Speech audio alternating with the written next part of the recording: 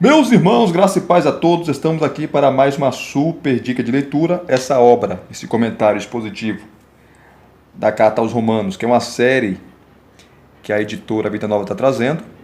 O último comentário dessa série a ser lançado foi Êxodo. Êxodo. Ela está traduzindo, né, esses comentários, que em inglês já está completo, né, a coleção do Antigo Testamento e também do Novo Testamento. E eu já fiz o review dessa obra, mas já fazem aí quase 3 anos, e foi um review bem curto, bem curto. Eu não mostrei nada, né? Quase nada. E não chega a 10 minutos o review que eu fiz. Então eu estarei agora, de maneira mais exaustiva, refazendo o review dessa obra. E também tem milhares de obras que eu preciso refazer o review. O que me falta é tempo. O que me falta é tempo. Mas aos pouquinhos nós vamos fazendo, refazendo, tá? Para dar mais detalhes para vocês. E é um comentário maravilhoso, expositivo, um dos melhores comentários expositivos da Carta aos Romanos, e quem comenta é o doutor em Novo Testamento, professor de grego, né, exegese, de hermenêutica, professor de hermenêutica, Marvin Pate, que ele é muito conhecido, tá? Marvin Pate, ele é reformado, pastor reformado, erudito, e ele comenta Romanos. Você tem aí já da série o comentário de Marcos, que é comentado por Grant R. Osborne. Você tem 1º e 2 Coríntios. Você tem Tiago, 1º e 2 Pedro e Judas, que eu tenho que fazer o review dessa obra. Você tem aí 1º e 2 Samuel, tá? Êxodo, que acabou de sair. Tá? Enfim, são comentários maravilhosos. Se você puder adquirir todos esses dessa série, que a Vida Nova traduziu até agora, está trazendo essa série para nós aqui. Se você puder adquirir, adquira. Adquira. E quem tem esses comentários, todos eles, se você pegar aqui, ó, todos eles, tá? Vai te dar isso aqui, ó. E é um comentário essencial para pastores, pregadores e professores, tá? Esse comentário tem 5 pontos principais em cada volume dessa série, tanto do Antigo Testamento como do Novo Testamento. Você tem a ideia central do texto, para entender o texto, principais temas, para ensinar o texto e para ilustrar o texto. Daqui a pouco eu vou mostrar para vocês.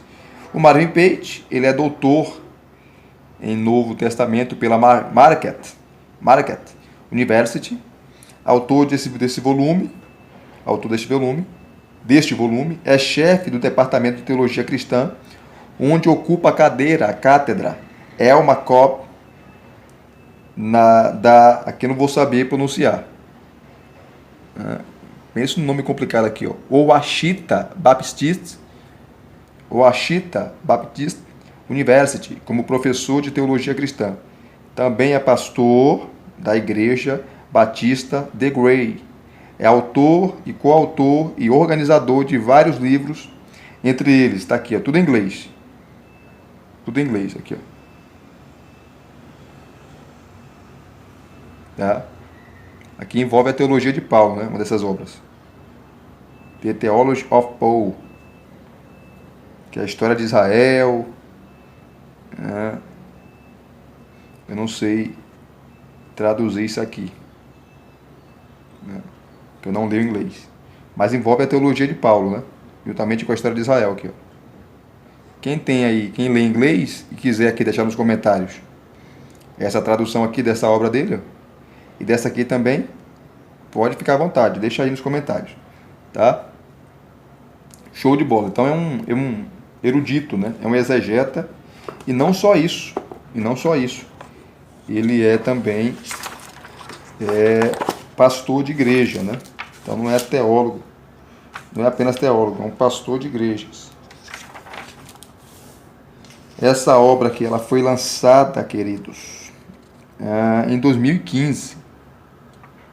Então já fazem aí 8 anos, né? E Tem dois organizadores da série. O do Antigo Testamento é o John Alton, que é um organizador, e do Novo Testamento é o Mark Strauss. Tá?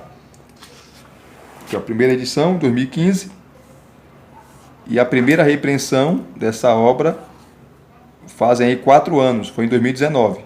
Uma obra que está saindo bastante, né? Comentário maravilhoso, expositivo. Tá? Todos da série, todos, você vai ter isso aqui, ó. Seja bem-vindo à série de comentário expositivo, introdução à série, comentário expositivo, prefácio e por aí vai. Aí você vem, como todos os comentários, você tem aqui, tá, o sumário dos capítulos e dos versículos e as subdivisões. Tá? Vamos correr aqui. Como eu falei para vocês, todos da série, você vai ter uma introdução à série e comentário expositivo, que vai trabalhar aqueles pontos, né? Como ideia central, tá? Que em cada unidade o comentário identifica o tema principal ou a ideia central que motiva tanto a passagem quanto o comentário. Os principais temas, em conjunto com a ideia central, o comentário apresenta uma lista de ideias-chave da passagem para entender o texto. Esta seção se concentra na exegese do texto e inclui várias subdivisões ou subseções, como texto em contexto, esboço, estrutura, antecedentes históricos e culturais, isso aqui é top, e considerações interpretativas, né? Considerações interpretativas juntamente com considerações teológicas. Olha só que interessante. E aqui você tem outro, né? Quarto ponto, que é para ensinar o texto. Nessa seção, o comentário oferece orientações voltadas para o ensino do texto. O autor apresenta os principais temas e aplicações da passagem e os associa cuidadosamente à ideia central e aos principais temas. E o último ponto, para ilustrar o texto. Aqui o comentário sugere ilustrações úteis em áreas como literatura, entretenimento, história e biografia. O propósito é oferecer ideias gerais para ilustrar os principais temas da passagem e, desse modo, servir como catalisador para uma ilustração eficaz do texto. Maravilhoso, né?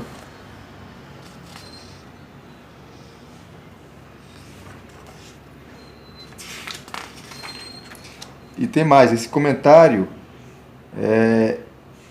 qual é a linha dele, Elias? Soteriológica. O Marvin Pate é calvinista, tá? Caso alguém aqui pergunte, o Marvin Pate é calvinista. Então você tem aqui, ele dá primeiro uma introdução à carta aos Romanos. Introdução. A data, a autoria, que é de Paulo, né? Te dá aqui um relato do contexto histórico. E você vai ter no decorrer dos comentários, dos capítulos, né, e versículos, várias imagens como essa aqui, ó, fotos. Aqui você vê uma foto de Paulo, né? De Paulo. Ícone de Paulo em foto parcial de uma peça grande intitulada Cristo e os 12 Apóstolos, de uma igreja ortodoxa do século XIX, na região de Antália, na Turquia. As cartas de Paulo. Aqui você tem mais uma foto, que é o interior de uma prisão antiga no sopé do Monte Capitolino em Roma, de onde se avista o Fórum Romano, construída entre o sexto e o sétimo séculos a.C. e usada até o quarto século depois de Cristo, é chamada de prisão mamertina. Atualmente se encontra abaixo da igreja de San Giuseppe dei Falegnami. Diz a lenda que Paulo e Pedro foram mantidos aqui enquanto aguardavam suas execuções. Inclusive, a segunda prisão de Paulo, quando ele escreve a segunda carta a Timóteo, né, ele está preso, é nessa cadeia, não nessa aqui, né, da foto, mas uma cadeia como essa, chamada de prisão mamertina, que ele estava preso.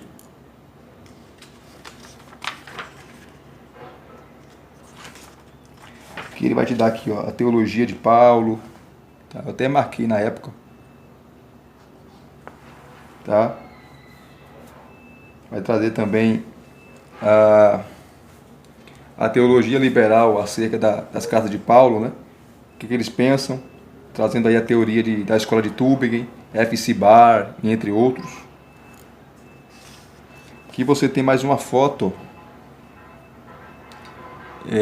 Paulo desenvolveu sua teologia sob a direção do Espírito Santo em uma época em que o Império Romano politeísta, que era um império politeísta, adorava vários deuses, era bastante tolerante em relação à religião e mostrava a tendência de absorver outras crenças em seu próprio sistema pagão.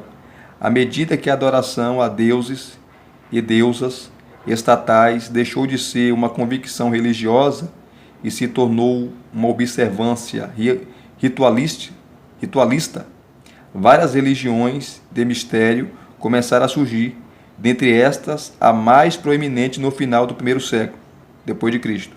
Era o culto ao deus Mitra, cujos seguidores se reuniam em locais onde normalmente havia uma imagem de Mitra prestes a sacrificar o touro divino.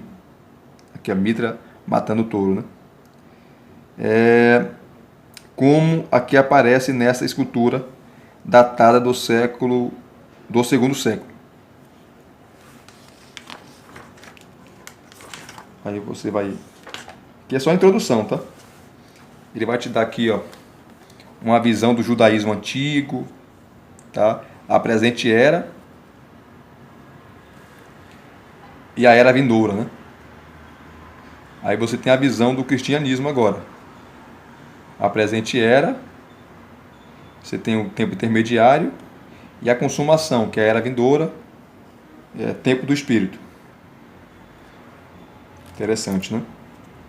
Aí você tem aqui a carta aos Romanos, a importância de Romanos na história da igreja, principalmente para a reforma protestante, a composição de Romanos, muito bom. E aqui continua as fotos, ó. Por isso que esse comentário se destaca, gente, expositivo, são tops, melhores que outros, né?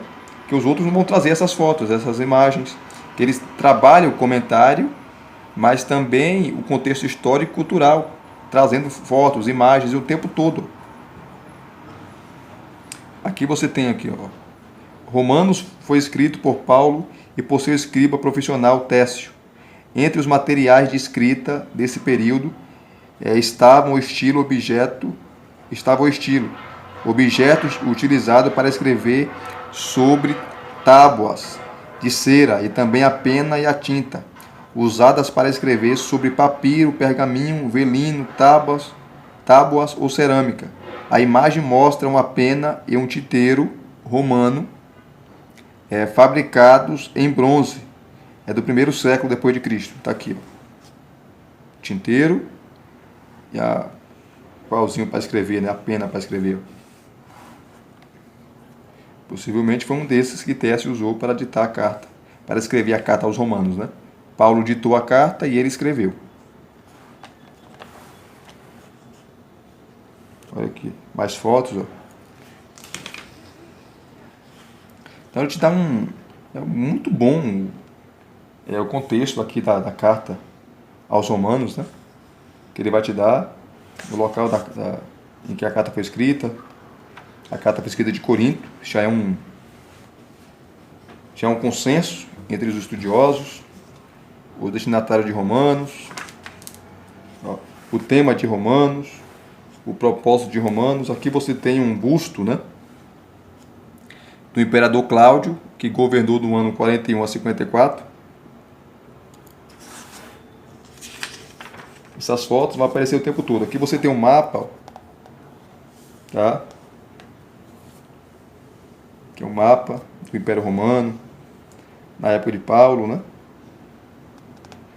Os territórios conquistados. Você tem um gênero, o esboço de Romanos. É que ele vai te dar, ó, exemplo de tratado e tita entre suzerano e vassalo. Tem um preâmbulo, prólogo histórico, estipulações, depósito do documento, apelo a testemunhas, maldições e bênção. Um tratado, né, uma carta, como funcionava naquela época, como as pessoas escreviam naquela época. Você tem uma foto, está em preto e branco, né? A maioria dos tratados hititas entre suzerano e vassalo possuía os mesmos elementos básicos. A imagem mostra um tratado firmado entre... Esse nome eu não vou saber pronunciar, não. Meu Deus, que pensa nome difícil aqui, ó. Erucana, entre essa pessoa aqui, ó, esse camarada, e Erucana no século XIII a.C. O texto traz um preâmbulo, estipulações, testemunhas divinas e a parte relativa a bênçãos e maldições. Top, né?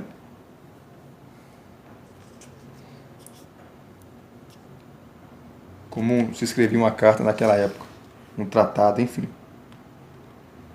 Show de bola.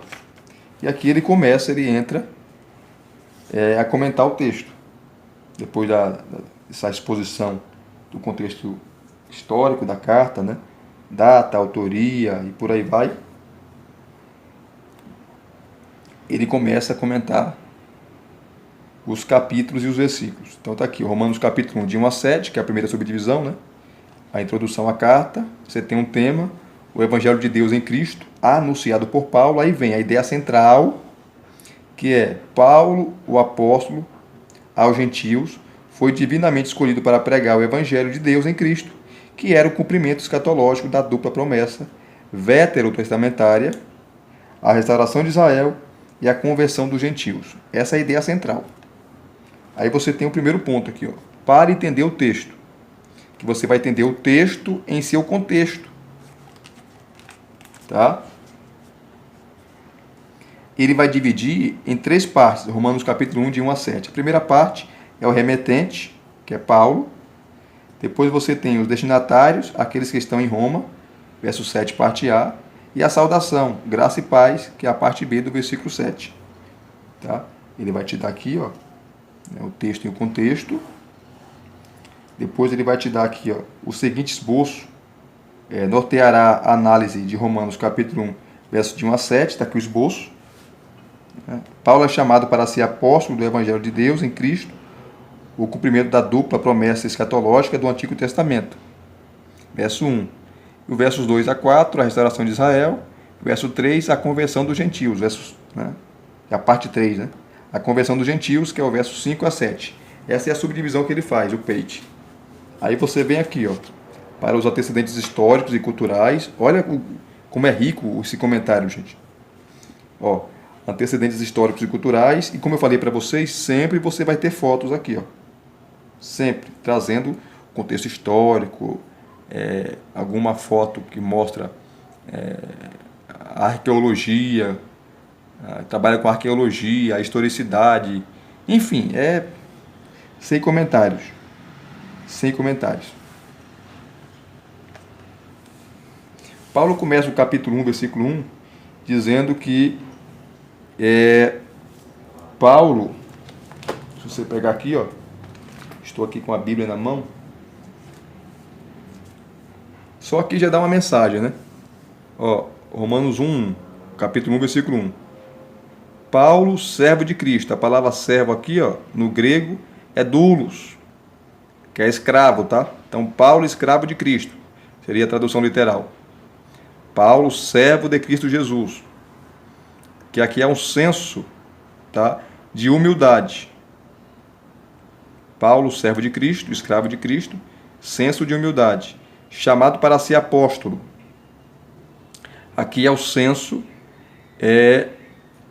de Paulo, servo de Cristo Jesus, é o senso de humildade. Chamado para ser apóstolo é o senso de autoridade. O senso de autoridade. Separado para o Evangelho de Deus é o senso de responsabilidade. Então, Paulo, ele tem a humildade, ele tem o senso de responsabilidade devido ao seu chamado, e ele tem também aí o senso de autoridade, né? Humildade, autoridade e responsabilidade. Só no versículo 1 de Romanos aí, ó. Já dá uma mensagem top, né? Maravilhosa. Então aqui você tem, ó, ele vai explicando. Vai explicando.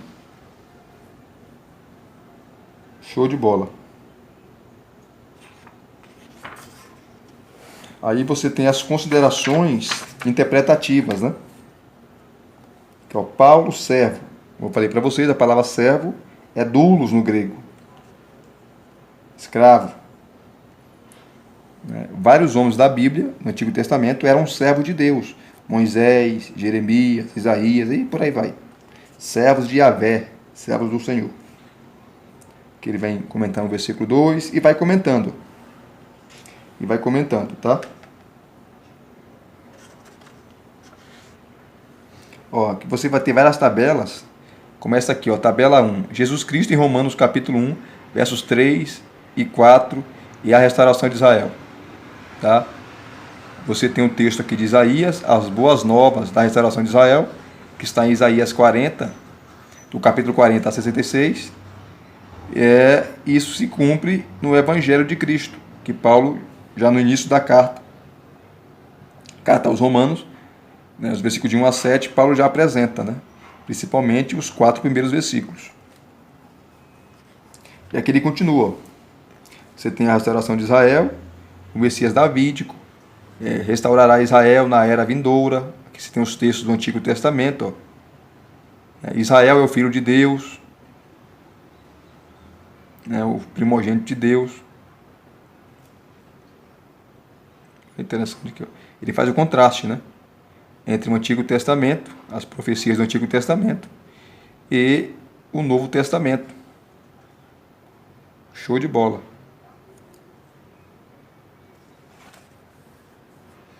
A futura restauração de Israel é comparada à ressurreição dos mortos, aqui Isaías 26, 19, Ezequiel 37, né?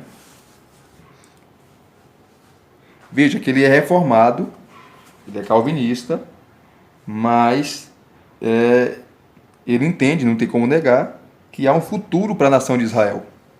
Lembrando que o Marvin Pate, ele é aliancista, tá? Ele é aliancista. Elias, o que é aliancismo? Eu fiz aqui uma live explicando, né, sobre o que é aliancismo e dispensacionalismo. Assista lá a live e você vai ficar mais esclarecido. Olha que top, gente. Versículo 5. Aí você vai ter aqui, ó, você tem considerações interpretativas, né? Depois ele vai te dar considerações teológicas, depois de comentar o último versículo da perícope. Considerações teológicas, aí você tem para ensinar o texto, depois para ilustrar o texto, e aqui ele vai usar obras teológicas, vai usar biografias de homens de Deus na história, filmes, tá? Tudo que tem a ver com o assunto do texto, para te ajudar, para aclarar mais a sua visão e o seu entendimento e aplicação do texto. Isso acontece com todos os capítulos e os versículos. Tudo. Para ilustrar o texto. Nesse caso, ele pega a teologia do Evangelho, é norteada pelo Antigo Testamento. Você tem a educação como a educação. Tá? Aqui ele vai citar uma história, né? Há vários anos atrás, um comitê de professores de Harvard declarou que o objetivo da educação liberal era desarranjar pressupostos, tornar desconhecido o que era conhecido, revelar o que se passa abaixo da superfície e por trás das aparências, desnortear os jovens e ajudá-los a reencontrar seu caminho. Aí ele vai explicando aqui, ó, para ilustrar o texto. Depois, o alcance do Evangelho é universal e se estende a judeus e gentios. Aqui ele vai citar um hino. O nome do hino é Saudai o Nome de Jesus, de Edouard Perronet. Edouard Perronet. Tá? Show. Depois, ele vai citar aqui, ó, a obediência da fé significa que justificação e santificação não devem ser separadas uma da outra. Ele vai citar aqui apologética, né? Uma obra ou uma mensagem apologética de Charles Spurgeon. Tudo pela graça, de Charles Spurgeon. Charles Haddon Spurgeon, o príncipe dos pregadores, o príncipe dos pregadores. Ele cita aqui. E tudo tem a ver com o contexto, a perícope de Romanos capítulo 1, de 1 a 7. Tudo isso aqui, ó, é para ajudar no entendimento do texto. Tá? Comparações, ilustrações. As ilustrações são janelas dos sermões. Você, às vezes, para introduzir um sermão, ou no meio do sermão, ou no final do sermão, você ilustra, conta uma história, um fato, tá? Para explicar de maneira mais fácil, mais didática, aquilo que você expôs ou está expondo. Tá? Aqui você tem um busto de Sêneca, um dos lados de uma erma dupla, que é o primeiro a terceiro século depois de Cristo, esse busto aqui. Ó. Sêneca foi um filósofo, né, estoico, senador romano, foi tutor de Nero. O cara foi tutor de um maluco, né? Nero depois virou a cabeça e fez o que fez. Nós conhecemos a história. Depois, ó, ele vai para a segunda parte, Romanos capítulo 1, verso de 8 a 15, que é a segunda subdivisão. E é a mesma coisa que ele faz. Tá? É a mesma coisa. Você tem a ideia central, você tem o tema, os gentios e a obediência da fé, a ideia central do texto, para entender o texto em contexto, tá? Antecedentes históricos e culturais, e os principais temas de Romanos capítulo... Esqueci de mostrar isso para você lá, né? Os principais temas de Romanos capítulo 1, de 8 a 15. Que pode ser o título ou tema da exposição, né? Tá aqui, ó. Depois você tem as considerações interpretativas, que é os comentários dos versículos. Depois dos comentários dos versículos, ó, sempre você, como eu falei para vocês, você vai ter fotos o tempo todo, imagens, como essa foto aqui, ó. Tá em preto e branco aí, mas dá para ver, né? Esse monumento funerário em alto relevo mostra várias classes da hierarquia social romana. As figuras maiores em relevo representam uma família de homens e mulheres livres, tá? Enquanto as menores representam aqui, ó, as menores aqui, tá vendo? Ó, não sei se vocês estão vendo aqui. As figuras maiores, essa aqui sentada, aqui, ó, isso aqui que é pessoas ricas, né? Representam famílias e mulheres livres, enquanto as menores representam escravos, aqui, ó, escravos pertencentes a essa família. O contraste visual salienta a diferença de condição social, uma divisão superada pelo Evangelho. É por isso que Paulo fala em Gálatas 3:28 que em Cristo, tá, as diferenças caem. Não tem diferença entre escravo e livre, entre homem e mulher, por aí vai. Em Cristo, em relação à salvação, não tem diferença. Depois você tem considerações teológicas, que sempre você vai ter alguns termos que são importantes, como a parúsia, né? Ele vai explicar aqui, ó. Parúsia é a transliteração de um termo grego que significa vinda ou presença. Nos estudos do Novo Testamento, parúsia se refere à segunda vinda de Jesus Cristo, no fim da história. É interessante observar que parúsia era um termo usado em relação a generais romanos ou ao próprio César. Quando o general ou imperador se aproximava da cidade, o momento em que ele surgia no horizonte era chamado de parúsia. É possível que, ao usar esse termo em relação a Jesus, a igreja primitiva estivesse colocando Cristo no lugar de César. Interessante, né? Então veja que comentário maravilhoso, gente. Fotos, ilustrações. Aí você tem de novo, ó, considerações teológicas, tá? Para ensinar o texto, dos versículos 8 a 15 do capítulo 1. Depois, para ilustrar o texto. O Evangelho tem caráter teológico e social. Aqui ele vai citar, ó, citação: eu tenho um sonho. O discurso, um dos maiores discursos de todos os tempos da história, de Martin Luther King Jr., pastor batista, que morreu com 39 anos de idade. Ele ficou conhecido pela luta, né, de direitos iguais, direitos civis, e entre brancos e negros. Principalmente, ele brigou bastante contra a segregação racial. Isso nos anos 60, gente, 50, tá? Do século passado, coisa recente. Tá? Olha aqui, ó. Todos os fiéis do Antigo Testamento quanto o Novo Testamento foram salvos pela fé. Aqui é uma citação, cadê? Prefácio à edição completa dos escritos de Lutero em latim. Tá? Ó, mais fotos, mapas. Aí vai para o tema da carta, né? O Evangelho da Salvação, Romanos capítulo 1, versículos 16 e 17. E por aí vai. Por aí vai. Tá? Ó, mais fotos aqui, ó. Explicando. Aqui você tem um busto de Zenão de Sítio, que é o fundador do estoicismo, do pensamento estoico, que até hoje está de pé. Tá? Vários filósofos estoicos, eu citei Sêneca, né, mas tinha milhares. Aqui fotos, ó, de deuses, divindades que eram cultuadas. Tá?